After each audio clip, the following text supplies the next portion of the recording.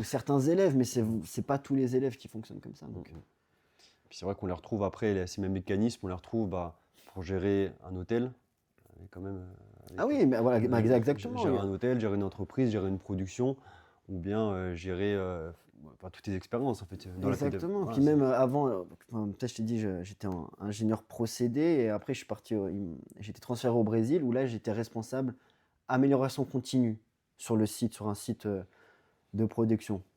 Et l'amélioration continue, c'est typiquement des méthodologies. Bon, maintenant tout le monde connaît le Kaizen, etc. Kaizen, au final, ça veut dire amélioration continue.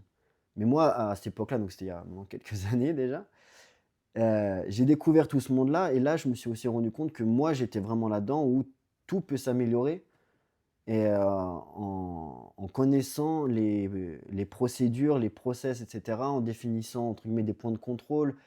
hem et Fais-nous un cas concret de la mentalité Kaizen et comment l'appliquer. Est-ce que tu auras un cas concret pour comprendre ça?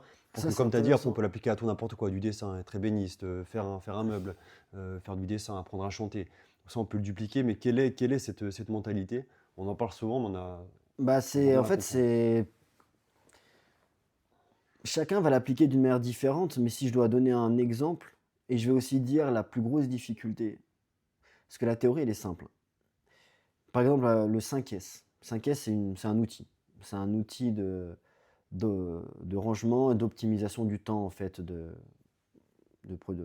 production ou de tout. Optimiser le temps.